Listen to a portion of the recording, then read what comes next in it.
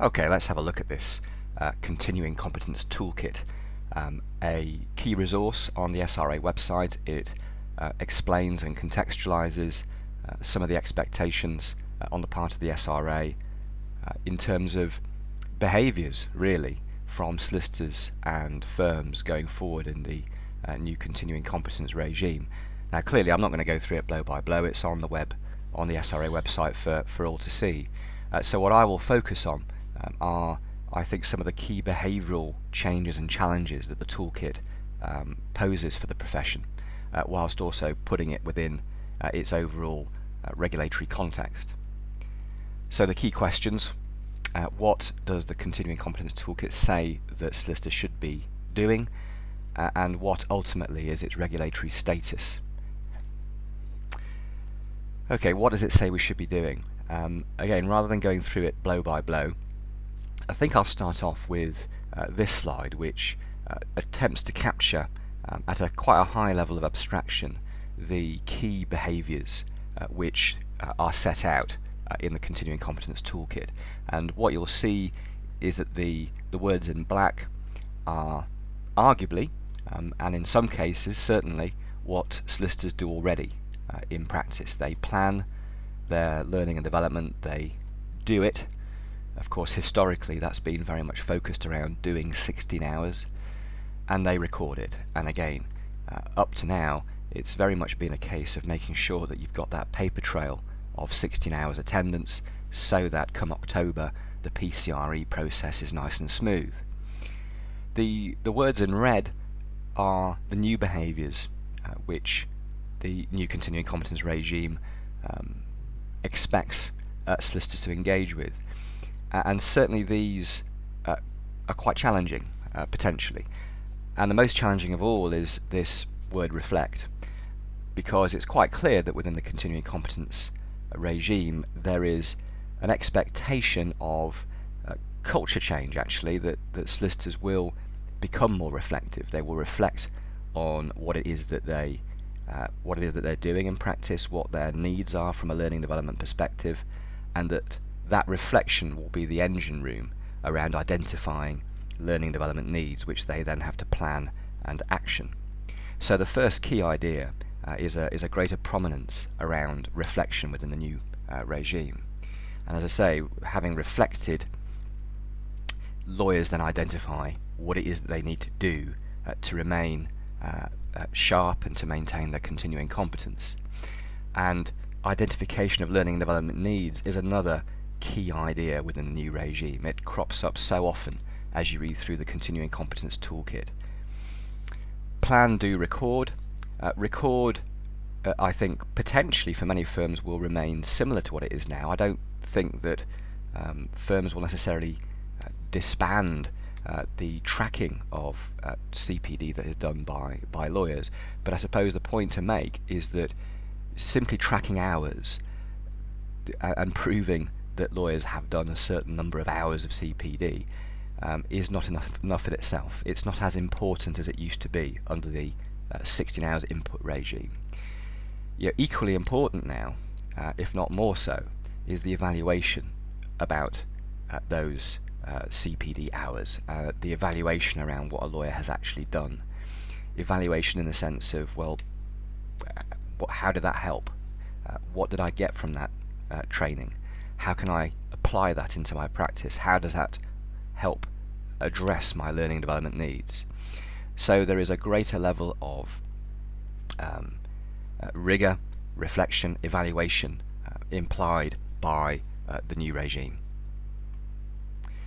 But let's be clear about regulatory status, because there is a potential disconnect here insofar as, actually, if you go through the regulatory requirements, we have a framework which very much starts at Principle 5, and there is a new note 2.10 relating to Principle 5, which explains that meeting the competence statement is an integral part now of meeting the requirements in Principle 5. We have an updated version of the SRA Training Regs 2011, Part 3 in the CPD regulations, which identifies a specific outcome which is around the training of lawyers to be able to do their job. And it points you to Regulation 3, which effectively brings into view both the existing 16 hours regime for those for as long as you're going to continue with it, but also in broad terms the new regime with its requirements to consider learning development needs, consider the competence statement. And then again, if you sort of put CPD and learning development within its wider context, there are other relevant elements within the Solicitor's Code of Conduct, for example Chapter 1 and Chapter 7, and I've given you the references there to some of the key outcomes, because remember, Chapter 1 has always been there, and there are requirements in there around making sure that you deliver a proper client service, and in Chapter 7, which again has always been there, there is a requirement for firms to ensure that they provide lawyers with appropriate training. So that's the regulatory framework, and within that, what the SRA says on the Continuing Competence Toolkit homepage is that the information in the toolkit is not mandatory, and it is up to solicitors and firms how they use the information, the suggestions, the templates to help structure, focus and address learning and development. So at that level it all feels quite permissive, but then elsewhere in the toolkit we are given cause to just pause and reflect upon that, because for example on the useful information page, which is just a couple of clicks away from the toolkit homepage, we find some language which is perhaps a bit different in tone to a purely non-mandatory regime.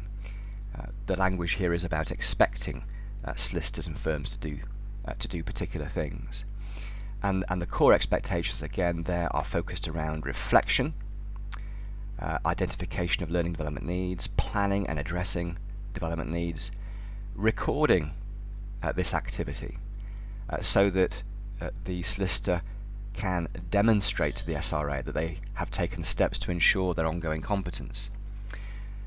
And note this final bullet point: failure to demonstrate that you have reflected on the quality of your practice and addressed any learning development needs may be an aggravating factor in any action which the SRA may take. So undoubtedly, if you look at the strict wording of the regulations, the behaviours and the expectations in the toolkit are non-mandatory, but this kind of language